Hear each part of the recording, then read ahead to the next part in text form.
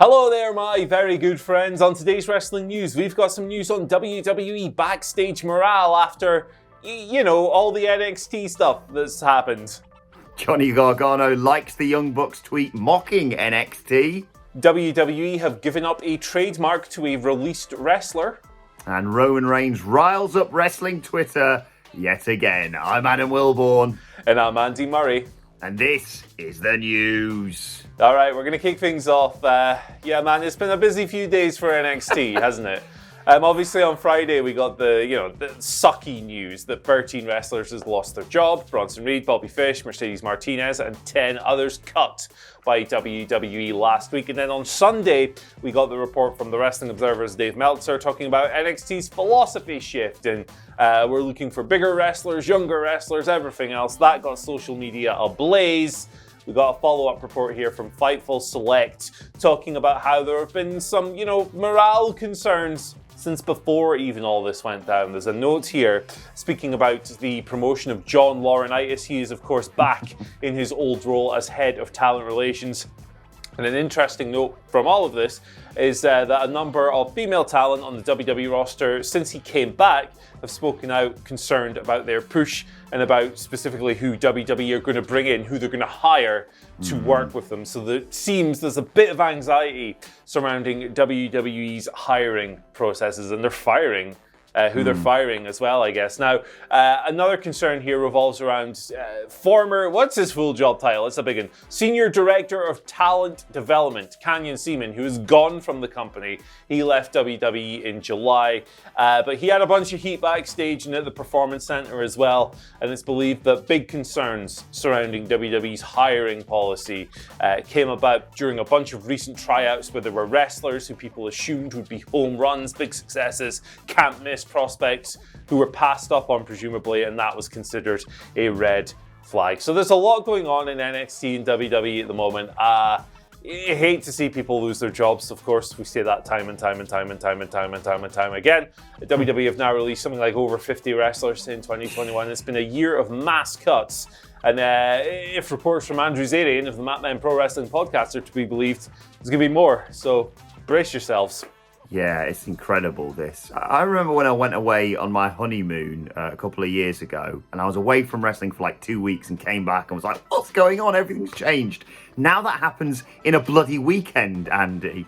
I woke up on Saturday and I saw the news with Phil and Gareth. Obviously keep up with our output when I'm not at work. And I saw the thing and I was like, why did they put Bronson Reed front and centre? Like, he's just been NXT North American champion. He's not going to have been released. He has, Bobby Fish has, Mercedes Martinez has. Like you say, it's just so surprising.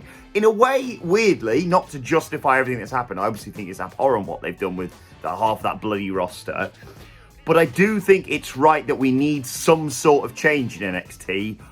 It's just worrying that, like you say, a name like John Laurinaitis and his previous hiring policies do not inspire me with a great deal of hope that this is going to be a brave new frontier for NXT. I'm intrigued to see where they go next with it. We're probably going to do a podcast later on today with myself and the Daily Boys chatting about where they go next.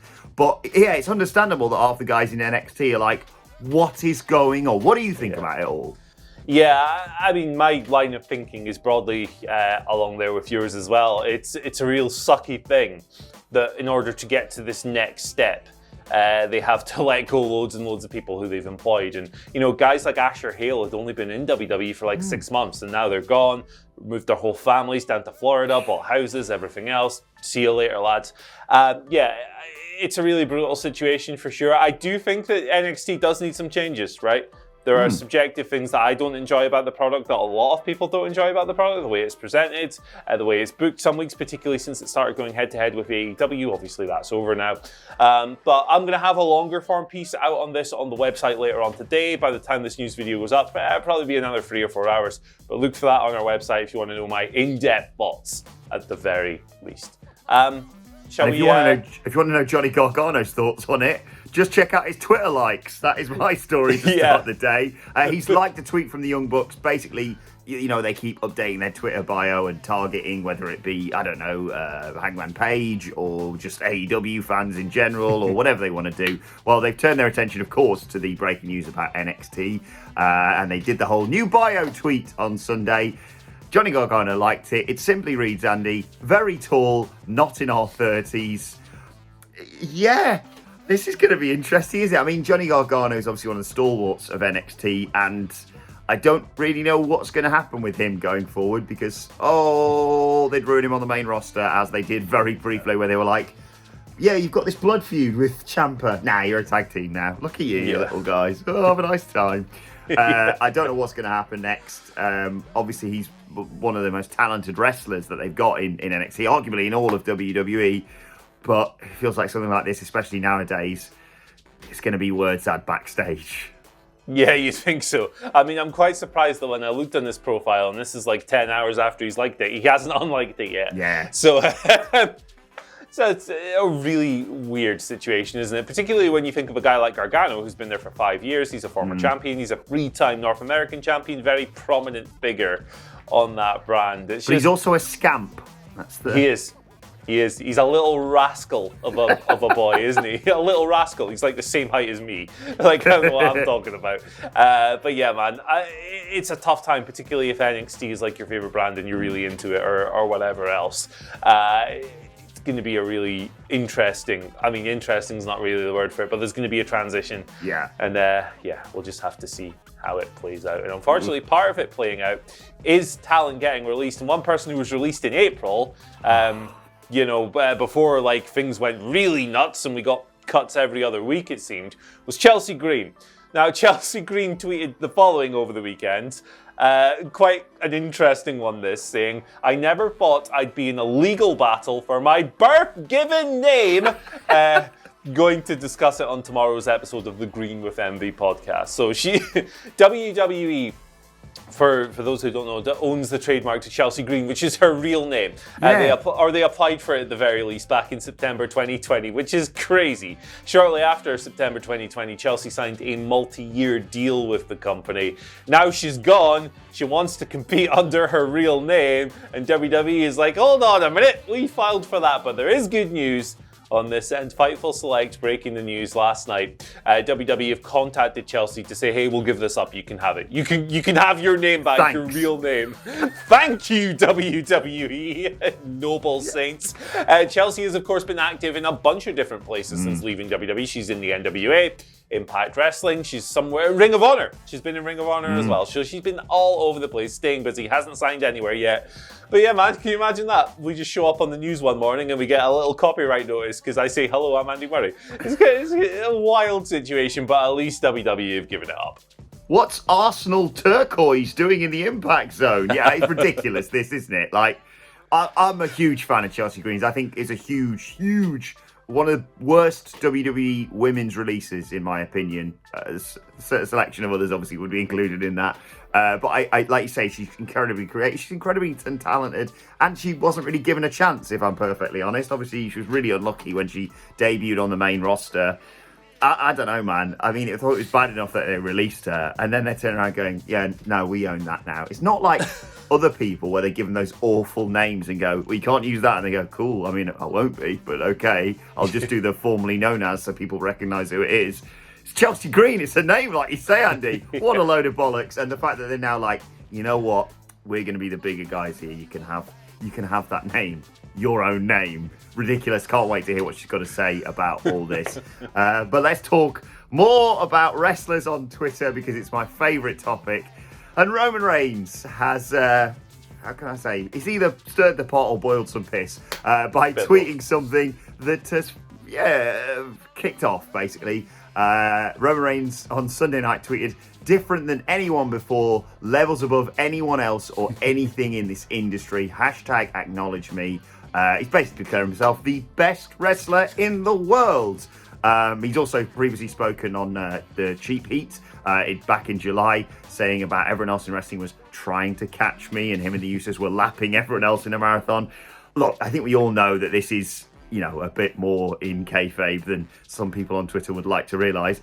But I also think, to a certain extent, Andy, I will say this, I think he's got a point. He is huge right now. He can come out in a bloody tracksuit and pop me like Adam Cleary did at the WhatCulture live show in New York by just unzipping it a little bit.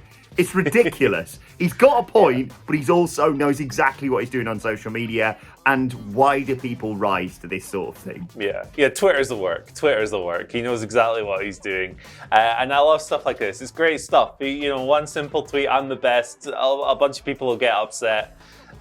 That's the whole point of the thing. He's trying to rile you up. He's trying to get a reaction. But like, beyond kayfabe and everything, I would hope that a guy like Roman Reigns or Kenny Omega or Kazuchika Okada or anyone else you have in your best in the world debate would think that they are the best, that they are the greatest, that level of confidence I think is absolutely vital for people who are operating on that level. So love to see this genuinely from Roman. It's a good laugh, and some of those replies are a good hoot. Particularly somebody who replied something along the lines of, hey, you've never had a match this good, and it's Kenny Omega versus the Blow-Up Doll. So, it's good fun. And that's why I'm going to tweet this afternoon. My wrestling Mount Rushmore is for four faces of Roman Reigns, like current Roman Reigns, Roman Reigns when he had blue eyes for a bit, and then just spaces for future Roman Reignses or something, just to piss a lot of people off, because it is funny to just tweet and then just block everyone or not read the replies. It's just funny to come back to, like that bit in Community with the fire when he walks in with the pizzas. Bloody hell, what's going on here? I sent this tweet 20 minutes ago. Anyway, right, speaking of Twitter, let's move on to your Twitter questions at WhatCulture WWE, of course. First question today comes from Tom Wells, who says, do you think we could be seeing some LTST with Balor? I'd love to see him finally face Roman at the Rumble, lose, enter the Rumble at number 30 as the Demon, then win at Mania as the Demon. Finn finally gets his title back. Intriguing what they're doing with Finn. He was... I thought he looked great on SmackDown, to be honest, apart from getting choked out by Roman, of course. Yeah, it does look like he's going to get more of a concerted main roster push.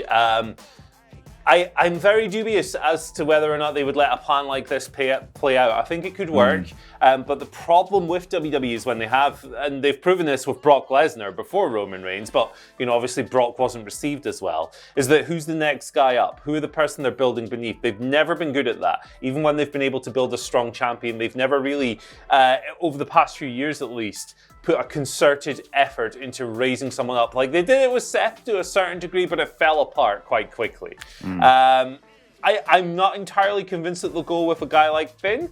We'll have to see how it pans out, obviously, but he doesn't really stand out as the candidate to dethrone Roman Reigns, for me at least, at this moment. No, they'd probably do something like that, and then the next night just have Big E cash in and win via roll-up on the Demon or something. Okay. But I'm happy, like you say, that they even acknowledged it on SmackDown in his promo, saying he's not just going to be like that happy, smiley baby face we saw previously on the main roster. Good. Yeah, bit of that big dick energy from Finn Balor. I like that. More of that sort of thing. But yeah, I think he'd be a great future opponent for Roman Reigns down the road. And I'm intrigued to see his interactions going forward with John Cena, because, yeah, he's completely justified that John, like, it wasn't his fault that Finn Balor couldn't sign the contract, but he did just come in and go, what's that? Finn's been thrown over the barricade. Well, I guess I'll sign it then. See you later. Intriguing. I am really enjoying this storyline on SmackDown. Second question today comes from Unloading Meat, who says, do you think with recent cuts we won't get the full picture of NXT's future until the draft later this year? That's when we get to see the rest of the roster get ripped away on 2 nights of live TV. Interesting. I don't think that the draft will have a too drastic an impact on NXT, actually. Like, just going by recent years and everything else, it hasn't been particularly heavily involved.